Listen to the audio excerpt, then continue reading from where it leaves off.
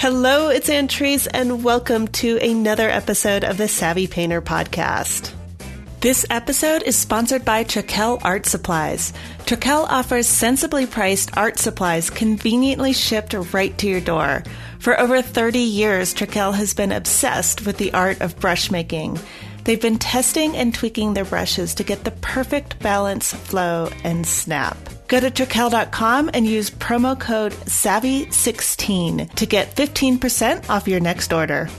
Parker Stremmel is my guest today. Parker is the gallery manager at Stremmel Gallery in Reno, Nevada. The gallery opened in 1969 with an outdoor and wildlife emphasis, but by 2003 it evolved to reflect a more modern focus.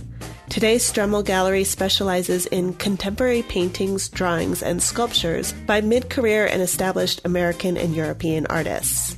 In this episode, Parker and I talk about why galleries have limits with the number of artists they work with, the benefits of standing by artists as they experiment and grow, and how Stremmel talks to collectors. We also talk about the cornerstone of a healthy artist-gallery relationship, honesty, communication, and why Stremmel Gallery employs some counterintuitive tactics to help their artists grow and succeed. Also, Parker tells the harrowing story of when a visitor slammed his fist into a piece of art. Luckily, the piece was undamaged, but wow. Now that it's over, it's kind of funny, but I would never have been able to stay as composed as Parker did when it happened. So without further ado, here is Parker Stremmel. Parker, thank you so much for taking the time to talk with me. I'm so excited to have you on the show. My pleasure. Well, I've enjoyed your podcast. I actually listened to the Billy O'Donnell one this morning, and that was really insightful. I really liked I liked what he had to say. It was interesting. Yeah, I mean, I try to keep it really, get a lot of voices in there because obviously there's a lot of voices in the art world, and the more we can hear from everybody, I think the better off everyone is. Agreed. I mean, the art world's one of the paramount things in the art world is exposure. Yeah, and balancing that or coming to terms with that, I think, is always so hard for people, especially artists, because they don't want to feel like they're selling out, but you need to promote yourself. And like, it's this thing that I think a lot of people are uncomfortable with. Absolutely. That's why I think galleries, and I know this is somewhat self-serving, but that's the importance of galleries, is that to that degree, galleries can really take that off of the artist's plate and allow the artist to simply create. And the gallery can focus on the marketing and the clients and the displaying, and artists can simply just focus on doing what they do best. Yeah, that's the dream. Yeah, exactly. But now it's becoming more and more difficult in this day and age. But then again, so is everything. Yeah. Can you tell me a little bit about, we're just going to dive right into this. How about that? Fine, but hey, that works great for me. Because I'm sure you're, I know you're on a schedule. Or if you're not, that if you get some extra time, like sleep would be good right now. No chance on that one. The dogs won't let that happen. So at this point, it's just power through for the next 18 years. Oh, can you tell me a little bit about Stremmel Gallery and sort of the genesis of it and how it's evolved over the last, because it's been 30 years, right? It's been actually 47 years. Oh my we gosh. Started in 1969. There's a little discrepancy as to who actually did it, but I'm pretty certain it was my grandfather and my uncle. There's where the discrepancy exists is if my grandfather just was, if it was his idea or but that's for the old people to discuss, and that was well before I was even born. So it started in 1969, and it was more kind of an outdoor wildlife type gallery. I mean, in Reno, Nevada, it's not necessarily known for being a modern and contemporary gallery. And back then, and even still now, we have quite a large outdoor population. And then it tended to evolve. A lot of landscape artists. We had Manuel Neri for a while. So probably in the 80s, I'd say it really transitioned into more of a modern and contemporary feel. And then in 2003 is when really there was that shift, because we remodeled the building and we changed the exterior and the interior. And we really put our focus on being a modern and contemporary gallery, primarily West Coast artists, but we do have some international artists, and we do have some on the East Coast, like Wolf Kahn, who's pretty well known, who's out of New York. So kind of that's where our focus has been for the last 13 years. And what prompted that shift? I think it was really just a lifestyle switch because my uncle Pete is the patriarch of the gallery, and his wife Turkey, which is her real name, really have spearheaded this thing for the last 35, 40 years. And I think that was just where they wanted to take it. They've always been a huge, huge fan of modern and contemporary art. Their collection is primarily modern and contemporary. And I think they just wanted to make that switch fully. It also coincided with the Nevada Museum of Art going through its upgrades and remodeling. And we actually had our remodel finished a week before the museums did. So it was really kind of almost a synergistic thing in the Northern Nevada / Northern California area. Now, we are technically Northern Nevada, but we do cater to a lot of Northern California as well because we're only 3 hours away from San Francisco, an hour and a half away from Sacramento. So we do have major metropolis populations close by. Yeah, I would imagine. And you get so many people probably, especially from San Francisco, who go to Tahoe, and then it's just a quick drive. Absolutely. And now Truckee, which is only 30 minutes away from Reno, which is in California, is becoming kind of a hot spot for a lot of tech people, a lot of LA people. So we're only 30 minutes away from that on the weekends. And it's been nice. We're kind of in our own little bubble in that sense that we're able to reach that broad of a market. Very cool. I'm curious, because we were talking a little bit about the promotional aspect of art. We touched on that slightly, but I would love it if you could elaborate a little bit on that. Like, how do you see these changes now that artists have sort of a direct line to collectors almost because of social media, and they're able to promote themselves in ways that were impossible just, 10 years ago? That's a fabulous question. And I'll tell you a quick story. So on Thursday, we had our opening for Phyllis Schaefer. We're her only gallery. And what Phyllis does, just by backstory, is she's a landscape artist, but she has more of a whimsical, psychedelic effect to her paintings, to her gouaches, and to her oils. And she's really, really popular in this area. We've had to create a waiting list for her. So yesterday she came into the gallery and we were chatting in the morning, and I had mentioned something to her because with this list, we don't reveal the images until basically the launch. And we have to go through our waiting list. We give our clients a chance to see the images first before releasing them out to the general public. And so how this relates is I said to Phyllis yesterday morning, it was kind of interesting this go around because we didn't have this problem 3 years ago with her last show. People would call me up and they would say, hey, I really like this piece. And I would be caught off guard because I would be thinking, how in the world did they know we even had this piece? We haven't photographed it. We haven't published it. We haven't publicized it. We haven't mentioned it to anyone. And it dawned on me that Phyllis was using Facebook to promote her work, which is fabulous. But that's now how it's kind of shifting, that you really do have to work with the artist on that, especially if there is a demand for the work. And so on one front, it can help because it can bring awareness to the gallery and any upcoming exhibitions. But on another, in a weird sense, and we don't have this problem, but I've heard from other galleries who have this problem, they end up competing with their artists because the individual can just reach out to the artist directly. Now, our artists are fabulous and they will send everybody to us. But there are instances in bigger galleries and in bigger markets where a person can go straight to the artist and cut out the gallery. So it hasn't been truly defined yet. Luckily, we have such a great relationship with all of our artists, and knock on wood, we've been able to avoid it. But it is tricky going forward because nobody fully has a grasp on it.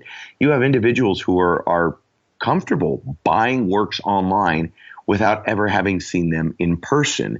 You have those who maybe know the artist and are familiar with the work, and so they're comfortable in that regard. But then you have others, and it tends to be lumped with millennials, but I think it extends beyond that. I think it extends to anybody who has a computer and really how they're kind of brought up looking at things. People are totally fine buying work online, having never seen it in person. So the marketing aspect, especially with the proliferation of social media, has become a little tricky. It's almost like the Wild West to a degree. And I'm sure once everybody really figures it out, it'll completely change. Yeah.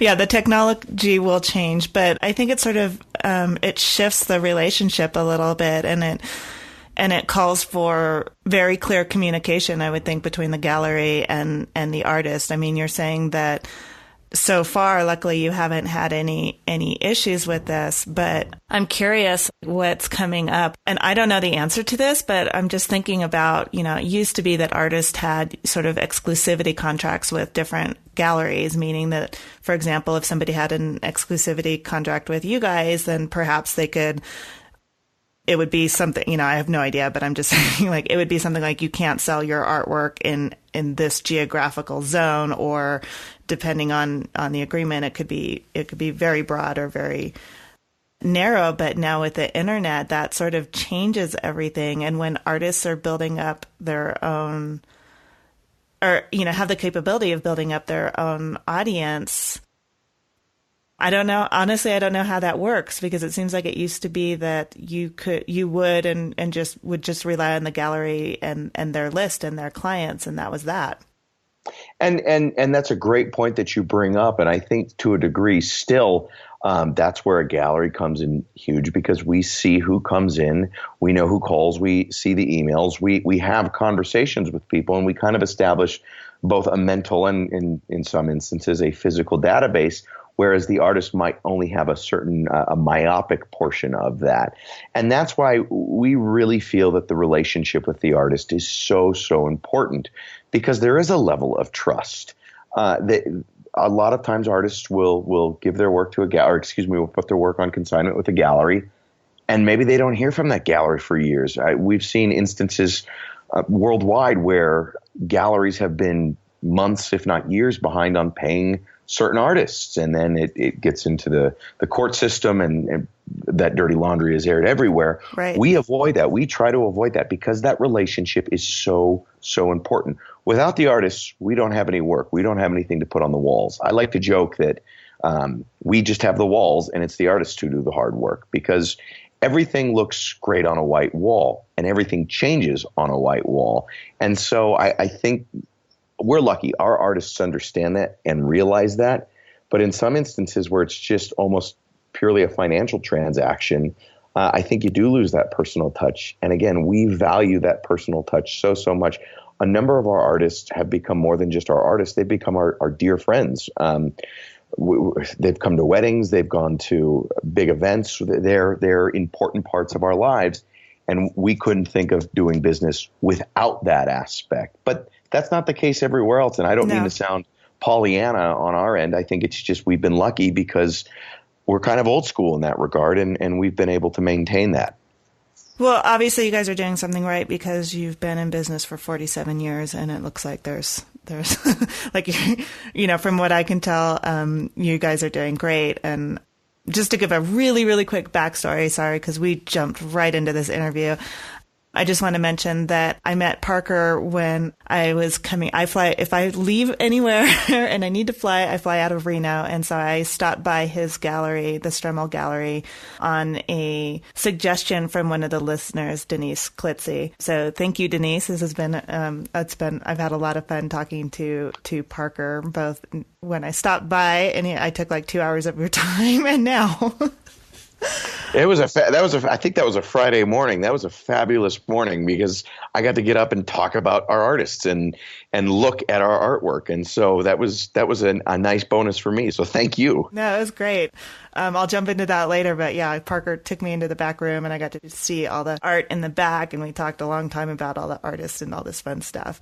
But going back to what we were just talking about, I'm curious. To me, it just looks like you have very, very strong relationships with your artists. What are some of the things that you see as really crucial to developing a strong relationship between an artist and a gallery? Well, first off, and it sounds incredibly obvious, but it's vital, honesty, just being direct and upfront with the artist, but also realizing that we're on a journey together. We can't sell work that isn't good, and they can't bring in work that isn't good. And so we kind of work hand in hand with them. We take feedback from our clients, but also really giving the artist the latitude to develop and to pursue things they really want and what they feel is important. Again, if the work isn't good, people are going to realize that. They might not know how to talk about it. They might not know how to write about it, but they know how to think about it and they know how to feel about it.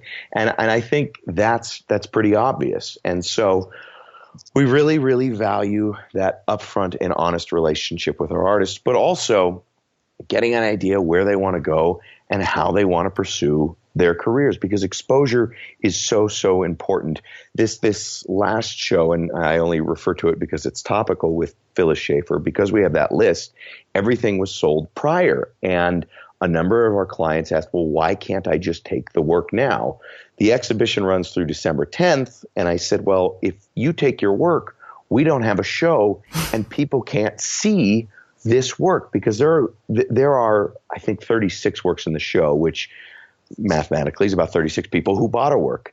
But there are going to be dozens and hopefully hundreds, if maybe not thousands, but most likely just hundreds more eyeballs looking at this work. And that exposure is important for Phyllis and each artist, because work needs to be seen, because once somebody buys it, they might have the occasional museum show that calls, but by and large, it's on someone's walls and no one will see it, or at least relative to a gallery. So exposure is key. And I think when you came in before, we talked about the importance of Phyllis. In this case, we actually used Phyllis expanding her reach, because work needs to be seen. We have another artist, a guy named Leonard Koziansky, who's producing these great works, but they take a while. And so it's difficult to have a body for a show. And yes, we're on the commercial side of things where we want to sell work, but we also want that work to be seen. It needs to be appreciated, because that helps the artist both short term and long term, because people get a comprehension about the artist, understanding each artist's body of work. And so again, exposure. We can't say it enough. It's so, so vital. When I visited your gallery, you said something that really surprised me. You mentioned that you wanted to help one of your artists get more exposure by helping them get into another gallery. That seemed really counterintuitive to me. Why would you do that when it seems like it's helping your competitors?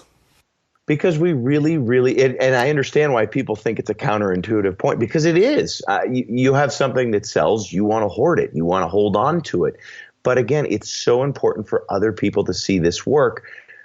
Phyllis's work is primarily based on the Sierra Nevada mountain ranges. This last show, she did some work focusing on Carmel, the Point Lobos area. And then even Wyoming, she had an artist residency, U-Cross, in Sheridan, Wyoming. So she did some works there. But by and large, she was a Tahoe painter, a Sierra Nevada painter. And so that's not going to resonate with somebody in the South. Well, we had a show for her probably about 5-6 years ago where she painted the Sonora Desert. So that resonated with people in Arizona and also up here, because we are a desert climate. But it's part of this is promoting the artist's work. I mentioned Leonard Koziansky because the work he's creating is great, but he can only do so many so quickly because it takes a long time. And that's not doing the artist any good if only a select amount of people are seeing it. Also, we tend to believe in a rising tide lifts all ship. Look, people are going to come in to see Phyllis's show, but they're also going to see our other artists there. They're also going to see what we have on display in the back and potentially what we have coming up. And so it kind of helps everyone out. And it's not just about churning and burning. We really do value that relationship with the artist. And Turkey Stremmel was the one who really got Phyllis going. She found Phyllis probably about 15 years ago and really helped guide her career to the point where it is. And I think there's a certain loyalty that we each feel, that we at the gallery feel to our artists, and hopefully vice versa. So it's not a proprietary thing. Look, the art world is, there's a ton of art out there. There are a ton of artists out there. I think it's okay to have the approach that, hey, let's help each other out, because what's good for you can be good for us. Yeah, I totally agree. It's just that, like you said, people tend to want to hoard things or not share things. And that's kind of what this podcast actually is all about. You know, our collective intelligence is so much stronger than any individual. Like this podcast, I'm the host of it. I do it, but I've learned so much from talking to everybody about it. It's incredible. And that would never happen if I didn't share it. And you need to see art to understand it. And I know that sounds somewhat redundant, but it's true. And this is a problem what's fascinating, touching on an earlier subject, that of social media and online and how people are viewing art. You still need to see it in person because there is something about that connection, that physical connection that you just don't get on a flat screen. Even if you're looking at a photograph. I'm looking at a Richard Misrak photograph right now from his Bay Area series, from his Golden Gate Bridge series.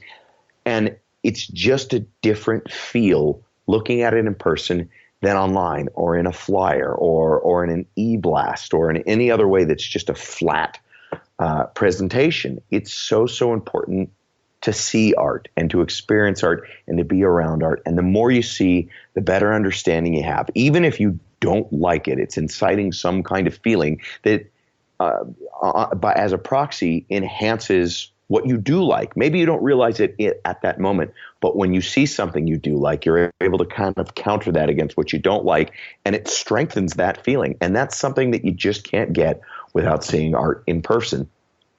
I agree. I was really, I think, to kind of back that up, I would say when I saw Phyllis's work, I could not believe, I was just so fascinated with it because especially as an artist, looking at what she does and looking at the way that she handles gouache, it is like her execution is perfect. It's so amazing. And as an artist, I'm looking at that going wow, I paint in gouache and I can't do that. There's no way I can do that without another 5 or 10 years of practicing exclusively in gouache.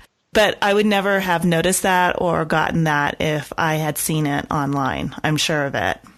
Yeah, and it's a fabulous point that you bring up. And just to give Phyllis a little more props, with the gouache, she's at another disadvantage in that a lot of her paintings are at elevation, and I'm talking significant elevation, like 7,000, 8,000 feet, and it'll dry out faster. So she really has to be accurate with it because gouache is like a watercolor. It's an opaque watercolor, and you have to go light to dark, and she really has to be dialed in. So her execution and her control of the gouache is truly remarkable. But you're right, you probably wouldn't see that if you were just looking at it online. It would almost look like an acrylic, or some might mistake it for oils. Now, she does paint in oil, but you can really see in person the difference between her gouache and her oils. Yeah.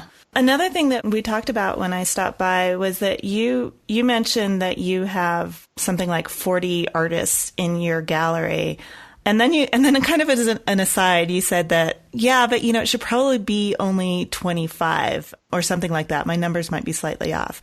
But what I found really interesting about that is that there is sort of a sweet spot for the number of artists in a gallery. Could you talk about that? Yeah, and I'm going to just break it down to simple mathematics. So we try to do about 4 shows a year. Sometimes we do about 5. We'd like to get our artists to show every 2 to 3 to 4 years, just to keep the work on the focal point, to keep it fresh, to remind people that it's there, and also to show how it's progressing. Well, let's just say you're going to throw a group show in there at least once a year. So that's one artist right there. That's one show. You have, if you're going to do 4 shows a year, you now have 6 artists that you can really focus on for the remaining part of the year. Now, maybe you can do a group show that has 3 artists, but then you start kind of diluting everything. So after the end of 2 years, you've probably shown anywhere between 12 to 15 of your artists. Well, then you have to reset that. And you still have, if you've got 40, you still have 25 other artists that you have to pay attention to. So then you do a 3rd year. Now you're maybe around 20. Well, all of a sudden, what about the artists that you did a show for 3 years ago? So it's kind of a complex formula because, it's not even that complex of a formula, actually. It's just simple algebra. With a group show, you lose kind of that overall effect. Sometimes a work can look great on its own, but sometimes it needs the entire show to really give it context and to give it meaning.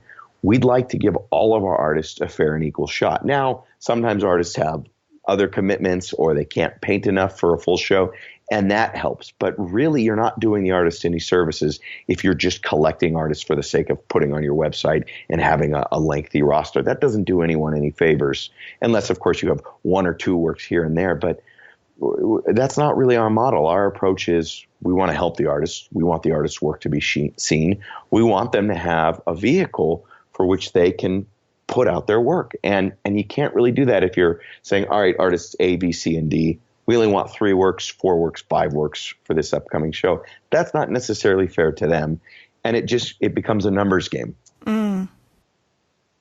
I'm curious too. I know you've had some artists there for a very, very long time, and you've been able to, that you and the gallery have been able to watch their work kind of evolve over the years. Can you talk about that? Like when you get for example, if you have a relatively young artist and they're producing really excellent work, and then they start to experiment and shift and play with new things, how do you communicate with the artist about that? What does that look like from your perspective? Does it scare you when you see artists start to really experiment, or how do you handle that? It's a great question because, and the simple answer is it depends, but going beneath the surface, it's no pun intended, but it's really an art, because on one hand, you want to go with what sells, and that sells, and you have reassurance in that. There is no guarantee that an artist's previous work will translate into new and better work. I think Damien Hirst is a great example, using someone on the macro level. You have his spin paintings that maybe weren't as well received as the pharmaceutical works, and you want to encourage the artist, but sometimes you do have to hone them in and rein them in and say, okay, this is too much of a radical change. This is not necessarily what people are expecting. I think we've been pretty lucky. 2 artists who come to mind immediately who have changed over the years, but actually 3 artists, but are still marketable and still resonate with people. Chuck Arnaldi, Robert Brady, and Mark Catano. Chuck is out of Southern California, and Mark and Bob are both out of the Bay Area. Bob out of Berkeley, and Mark out of Sonoma. And if you look back at their bodies of work from, say, 20 years ago, because I think we've had each artist for at least 20 years. I know we have for Mark, I know we have for Bob, and I think Chuck's been even longer than that. You can really see a shift, but it also makes sense because they're not deviating so far away from what they've done that people aren't able to recognize it.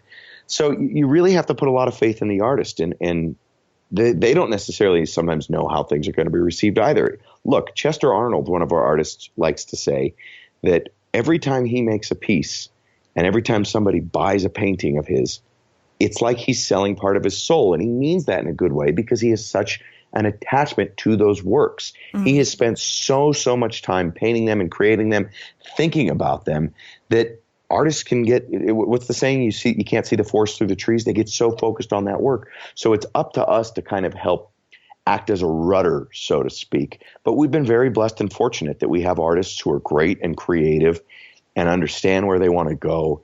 And maybe if a direction seems a little too extreme, there's at least a connection that we can help bridge for the client and even just the consumer. Because look, not everybody, most people who come into our gallery just come in and look, and we think that's fabulous. Of course, we would love it if everybody who came in bought something, but that's not the reality. And so there is that, we have a certain responsibility to educate people who come in, not only about the artist, but maybe about the subject matter or the type of work that's on the walls or on the floor if it's a sculpture. We don't pretend that we're a museum, but in the same sense, we understand that people just want to expand their horizons. And so if we have an artist who's going a little too far, or maybe who's just going a little too far off the beaten path, we'll have a conversation with them and we'll ask, hey, where are you going with this? What are you doing here? What was your thinking behind this? And a lot of the times it'll make sense. Some of the times we have to say, all right, let's bring it back down to earth. But by and large, those conversations are few and far between because we try to give artists a lot of latitude. Look, we can't, it's not fair for us to stifle their voice. I think you see this with a lot of kids who are coming out of art school right now. They're having gobs of money thrown at them by, let's call them what they are, art speculators, that they don't get a chance to develop. They don't get a chance to find their voice. And that's problematic in 10 or 15 years because then that artist hasn't grown and they haven't had that mental path of, all right, how do I want to grow? How do I want to change? Where do I want to go with this? And they don't get that feedback by having something that doesn't work. Failure is an important aspect for an artist because it helps put things into perspective, just like it does for all of us in every aspect, but especially with art, because the artist is putting themselves out there. And they can learn more sometimes from that failure than they can from those successes. This episode is sponsored by Stremmel Art Supplies. I asked Brian Duque, founder of Stremmel Art Supplies, what it was like when he started to make brushes. The way brushes were made in the good old days, when I first got into it and went to Kumano, which is a little teeny agricultural town outside of Hiroshima, it was all home workers. The guy would have a little factory, but they didn't all come to work there. They came and got the materials and took them home and made the brushes. And Beethoven is the town in Germany where I went to meet Frederick Beringer to try and perfect some of the problems I was having when I started making brushes. Just not satisfied with my quality. But he was fourth generation, and everybody in Beethoven was a brush maker. And they come, get the materials, take them home, make brushes. That's the way it was all made.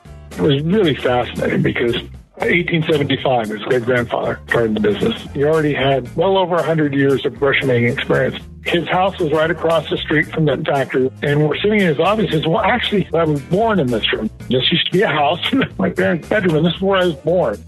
Wow. As his company has evolved, Brian has maintained that same legacy of carefully crafted brushes. We still do have the legacy. My head brush maker has been with me 30 years.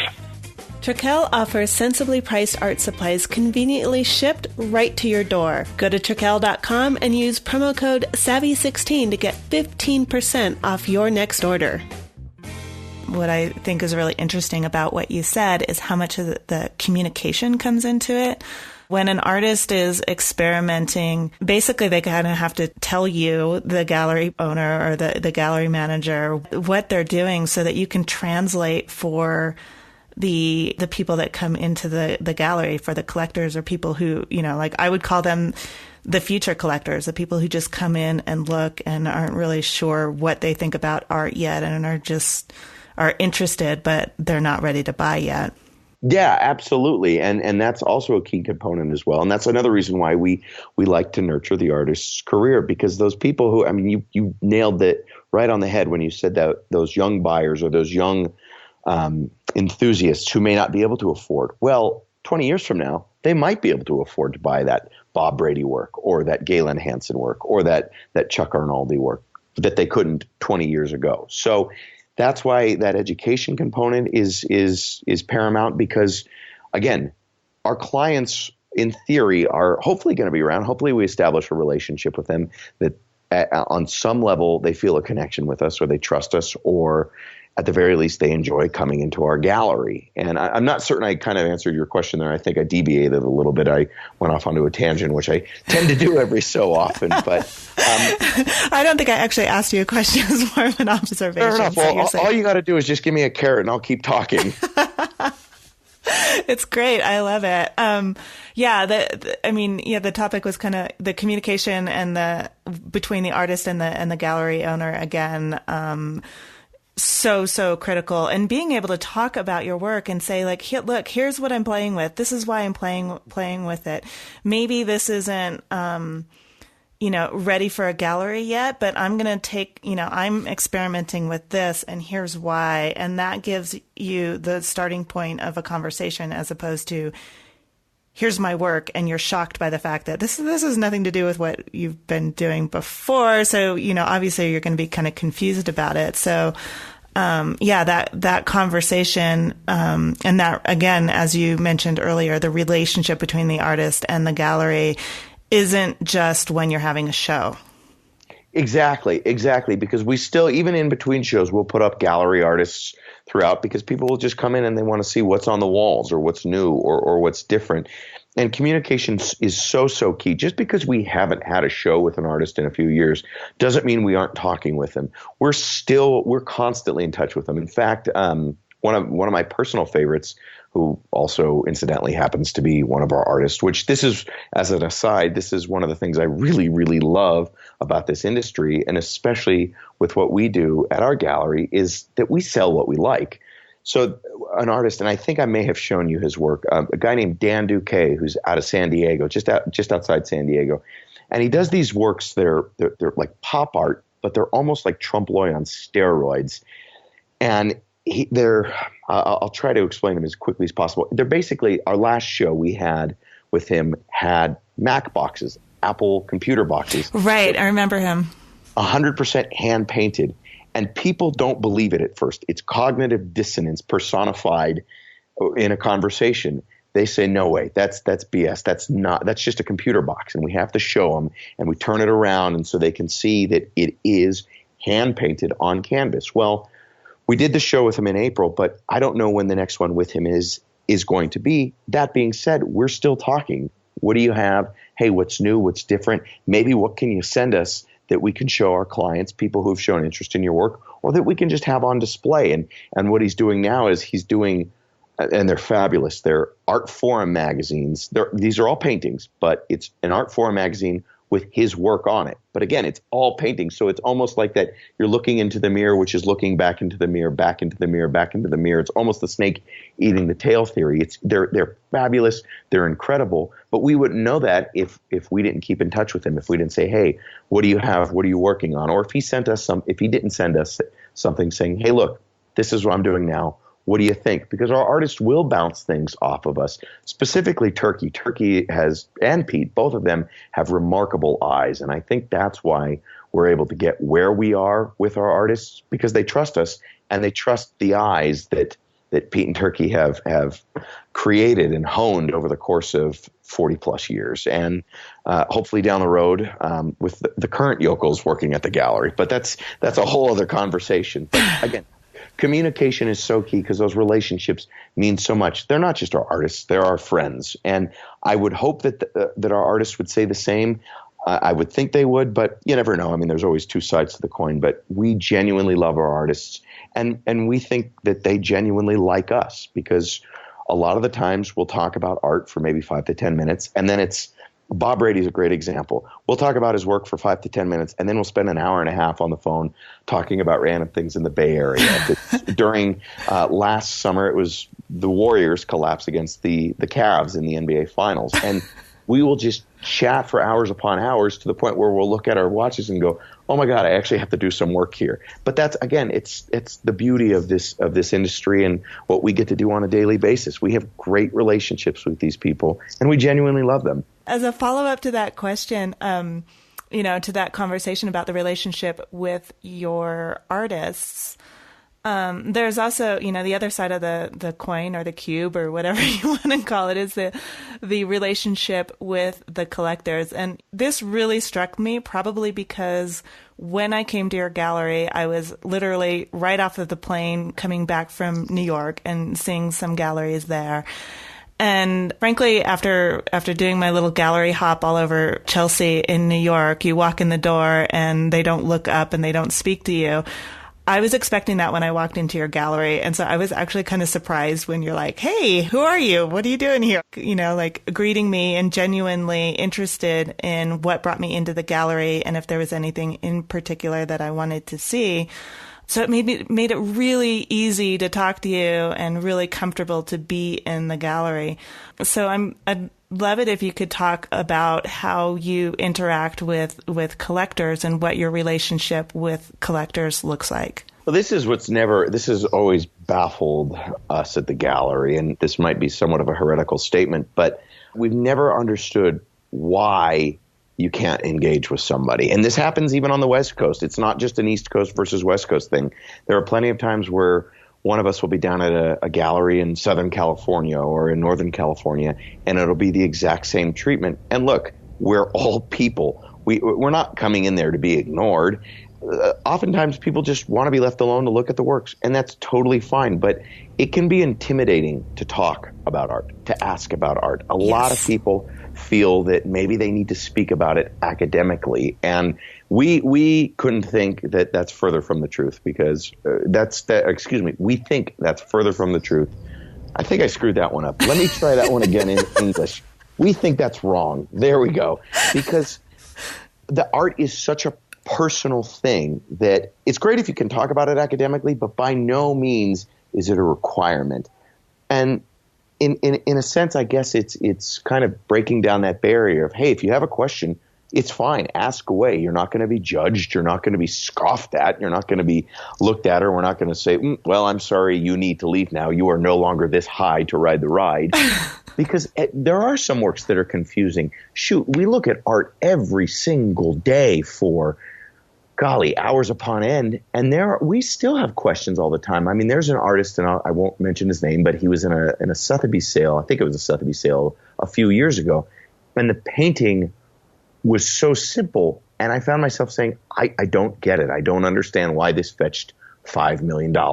And I'm in the art world, and that's a very real thing. If that's our profession and we're having those questions, it would be foolish of us to think that others don't have that question. And it gets back to the education component.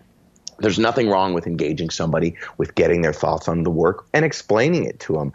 I mentioned earlier, if everybody who came into our gallery bought something, what a wonderful Christmas we would have. That's just simply not the case.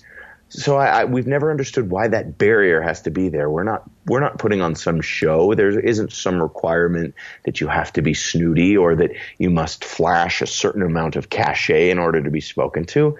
Not at all. I mean, the art world is fun.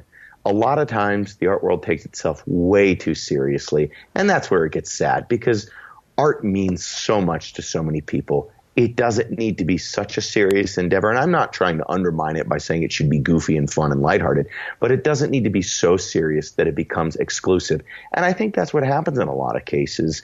We're not trying to change anything. I mean, look, if that whole mentality worldwide changed all of a sudden, I think everybody would be better for it, that being, people engaging and having a conversation about the work. But that's just not going to happen. But that's not our approach. And maybe it is a West Coast thing. Maybe it is because we've been around for almost 50 years that we're comfortable in our own skin. I'm not entirely certain, but I feel the same thing when we go into galleries where the person won't look up at us. Now I understand if they're on the phone or they're in the middle of something, but where they just simply won't acknowledge us. It's a bad precedent to set for somebody who's coming in, because look, we've had buyers, we've had clients who are wearing jeans, a shirt untucked, their hair is disheveled, and you wouldn't think twice about them, who've ended up buying several significant works. And then we've had the opposite, where you have the person in the jacket and the tie and the nice shoes, and you think, oh yeah, this person's going to drop a lot of coin, and they don't do anything. So it's not right, nor is it fair of us to judge them based on just their appearances. You never know who you find, who you meet. It's really not that hard of a concept, and yet for whatever reason, it kind of belies common sense. But I don't know why. I wish I knew why. But we certainly hate being treated like that when we go into other galleries, and we wouldn't want to do that to any of our clients and non-clients, just even visitors. Right. Have you had any people come in who had sort of a surprising reaction to the work, or a particularly memorable conversation that you had with somebody who just kind of wandered into your gallery? I do, and it was, and I don't mean to name drop it, but it was a professional athlete, a former baseball pitcher, who it was actually with our Dan Duque show about 6 months ago. No, now it's 8 months ago. I don't know. Math is hard. That's why I'm in the art world. And I still wake up in cold sweats over this one. So one of Dan's works was sculptural. It was 15 pieces of lumber. Again, these are all hand-painted canvases, but it was designed to look like a bundle of lumber. And on the back, it's exposed so you can see the canvas. Well, on the front, you've got he'll take a mold, and that's how he kind of gets the edges to make it really look like a piece of wood. So you've got the colors on top like you would at a lumber yard. You've got staples in the lumber where a paper was, indicating that perhaps it was a delivery. And so this athlete comes in, and I knew who he was because in a previous life I was a big sports fan and still am, but I knew exactly who he was. We started talking, and I started mentioning this work of Dan's to him. And I said, take a look at it. Doesn't this look like lumber? And he said, yeah, that's lumber. Why do you have that out here? That's stupid. And I took him around to the back, and I said, look, see, you can see the exposed canvas. You can see that it's just all painted, that it's a canvas reinforced by wood. So it's sculptural, but it's a canvas. He walks back to the front, and he says, dude, I'm telling you, this is lumber. And I said, it's not. You saw. And he goes, it is. And this is a big guy. He's 6'4". He was a right-handed pitcher, so his right hand is really strong. He rears his hand back and pounds on the work. And I hope Dan isn't listening. The work is fine, Dan. But he pounds on the work twice, and it erupts with this loud boom, boom, boom. And he goes, "See, it's wood." And I was so grateful that it was reinforced. Oh my God, I would be having a heart attack. I mean, my face went white. I had never seen anything like that. I had never seen.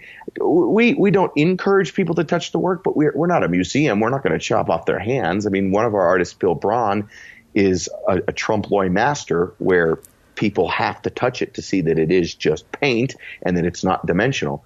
But I had never seen anybody just slam their hand into it.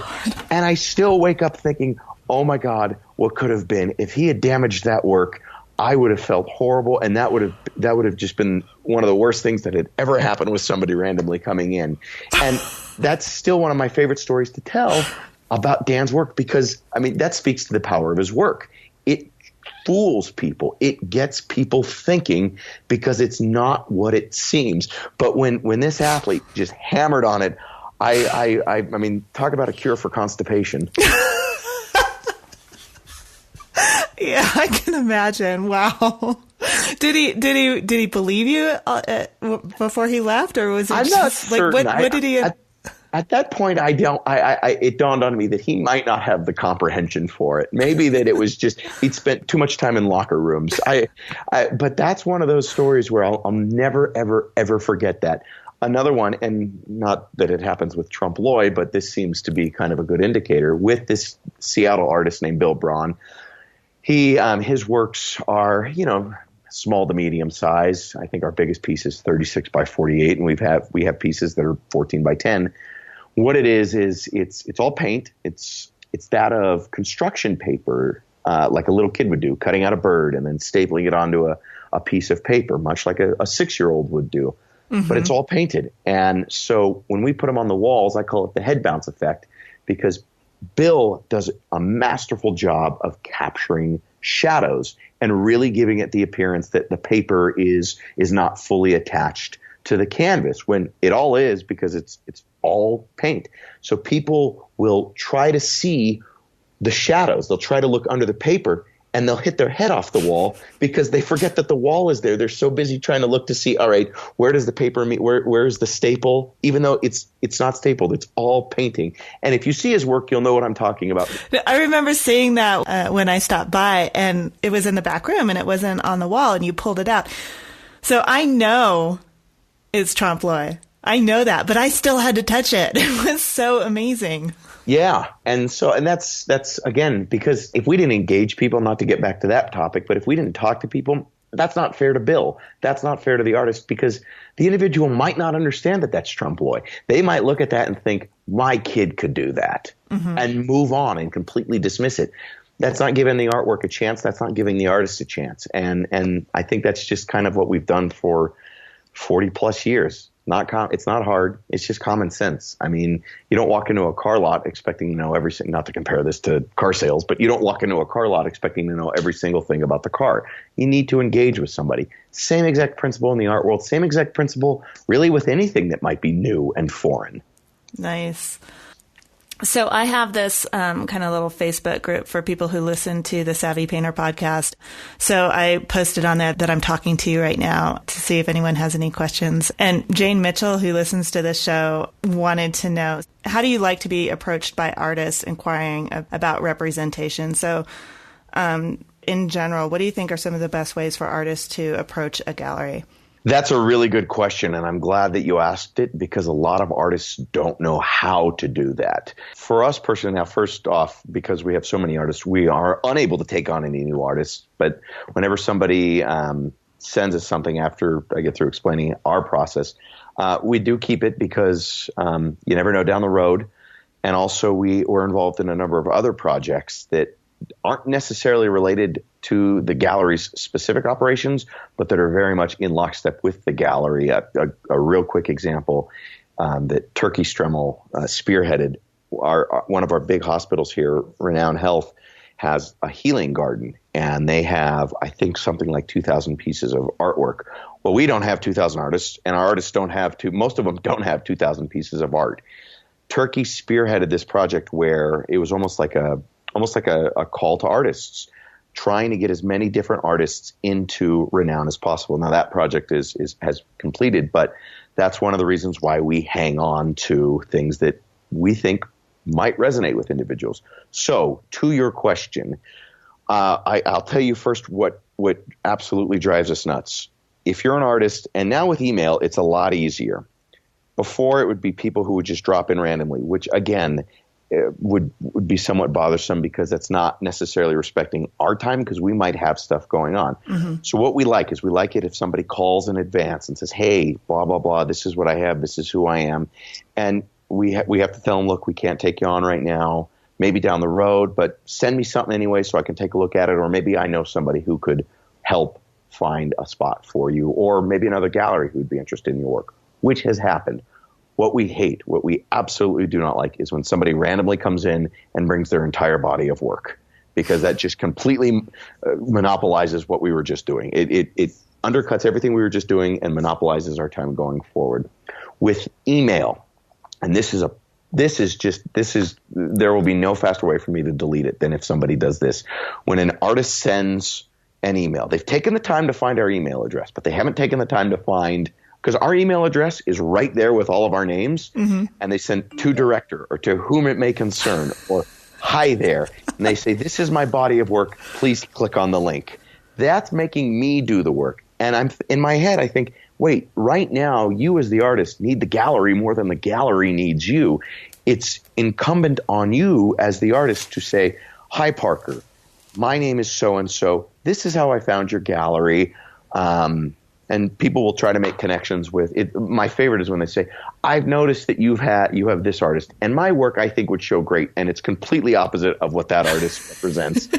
But at least they've taken the time to look at it. And then they send me some images with that email, so I don't have to click on a hyperlink and go through all of the technicalities of a website and hope that the internet connection works, or that it's a matter of seconds, yes, but it's annoying. It's annoying. Look at it this way. If you were 19 years old and you're straight out of high school, or you're 22 years old and you're straight out of college, if you're 19 years old and straight out of high school, something went wrong at some point. You're 18 years old and straight out of college, or you're 22 years old, straight out of 18 out of high school, 22 out of college, and you're trying to get a job. You don't say, hey, come see me. You put on your best foot. You put on your best presentation. You put your best foot forward. It's like that 45-second elevator pitch. Yeah. And it's the same deal. An artist trying to get into a gallery is a job interview. And I don't think a lot of artists look at it that way. I think some of them come from the perspective of, well, I was best in my class, so I've always been received well. And they don't think of it from the standpoint of, hey, I need to get these guys' attention. I need them to see my work. Instead, not a lot, but some will go in there with the approach of, look at how great my work is, come and find it. That it just ain't going to work that way, because we're one gallery, but there are thousands of artists out there, and a lot of them will send us emails, usually blanket emails saying hi there or to whom it may concern, which automatically means delete because they haven't done the research. But look at it from the same perspective you would a job interview for any other industry, whether it's you want to get into, I don't know, what are other jobs? You want to work at a law firm, or you want to work at a museum. How would you approach it that way? Same right. exact. Yeah, that is, oh my gosh, I could do an entire show on this, because I hear you. And on I'm sure on a much smaller scale, I get similar emails of people who want to be on the show, and I'm just like, you spelled my name wrong, so yeah. Or if they, I mean, they have to, our generic email address is info@stremmelgallery.com. You have to type out Stremmel for the domain. And then when they spell Stremmel wrong in the email body, it's almost more amusing than anything, because they had to go to more effort to misspell it because they spelled it right already. Yeah. One other thing I want to add too is, now we do a lot more rejecting than we do accepting, but that doesn't mean the work is bad. A lot of the time it just means it's not a fit for our client base. It's not a fit for what our program is. We've had a lot of work that's really, really good and really strong, but we just can't sell it. I mean, there are a number of artists whose work I'm infatuated with, but I don't think I could sell it to our client base just because it's not up their alley. It's like with Phyllis Schaefer's work, who paints the Sierra Nevada mountain ranges. I don't know if somebody in Atlanta, Georgia is going to resonate with that unless they have some referent to the Sierra Nevada mountain ranges. Someone in South Florida maybe isn't, well, not Miami, but maybe somebody on the panhandle side of Florida, maybe Jacksonville, Florida, is not going to relate with our landscape painters, just as our client base probably isn't going to relate with southern landscapes. And that kind of goes without saying. So it doesn't mean that the work is bad or that it's not good. A lot of the times it means it's just not a fit for our specific clients. Right. That's such a great point too. I mean, yeah, I mean, I think so much of it comes down to, number one, do your homework. It's not, especially with the internet, it's not that hard. Yes, it really isn't. I mean, you can you can just type in anybody's name on Google and find about 5 embarrassing things on that individual. It's not that difficult. If you've taken the time to find the website, you can take 5 more seconds to figure out who is whom. Right. Yeah. Oh, it's such a, and also, I mean, I think no matter who you are as an artist, if you're approaching somebody else to ask them to do something, you're kind of in the, well, I mean, I don't want it to sound bad, but you're kind of in the subordinate position, right? So you need to take the time, like your job in that case is to make it easy on that other person, because you don't know what they're doing when they get the email. You don't know what's going on in the gallery at that moment. And, like there can be a billion things going on. And if you want to make a good impression, make it easy. Make it so simple. Yeah, exactly. Do the work, because you've already done the hard work in creating the painting or the sculpture or whatever it may be. Go the extra step. Do that extra 10%, because I assure you, we're all humans. It's the Malcolm Gladwell blink effect. If we see something and we have a bad taste in our mouth right away on it, it all of a sudden puts that individual at a disadvantage. Do that extra 10%, because I assure you it'll serve you in the long run. It really does. Because again, we're not coming from your perspective as the artist. We're coming from our own individual perspective. And I think that gets lost a lot of the time. It's a human interaction, and it's so funny how that's kind of almost a foreign concept in the art world. It gets back to just greeting people. It gets back to communicating with your artist. They're human to human interactions, and paintings, sculptures are part of you, the artist's soul. You want that to be represented as well as possible, and you don't do yourself any favors if you're taking a shortcut by saying hi there, or if they spell your name wrong, Antrese, or if they add an E to the end of your last name and don't spell Wood correctly. You're just putting yourself at a disadvantage, and it's avoidable. Yeah, it's like going into a job interview with a wrinkled shirt and Bingo. Mismatched socks, and you haven't combed your hair yet. Yeah, perfect. Well, we like mismatched socks at our gallery. Nobody has plain socks at our gallery, but your point is 100% accurate. It is a job interview, but nobody looks at it as a job interview. But that's what it is. This has been an amazing conversation, and I'm so grateful that you took the time to talk to me. Well, thank you for having me on. I hope I haven't bored the listeners too much, because as I'm thinking back on what was said and how it was said, it does feel as if maybe I was afflicted by verbal diarrhea. So I hope that there wasn't too much rambling, and I hope people at least were able to follow along a little bit. If not, I apologize, but I can't refund that time.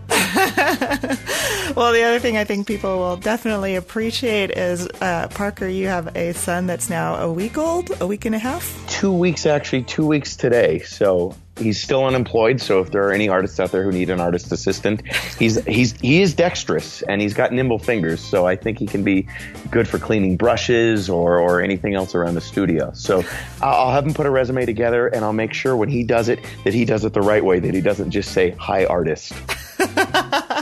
I love it. Parker, thank you so much for taking the time to talk to me. This is fantastic. Antrese, thank you so much for having me on your show. It's fabulous, and I love listening to it. Well, I hope you enjoyed this episode with Parker Stremmel. Thank you again to Parker for going the extra mile by allowing me to interview him just 2 weeks after the birth of his son. And thank you also to his wife for giving up the extra hand on a Saturday, no less.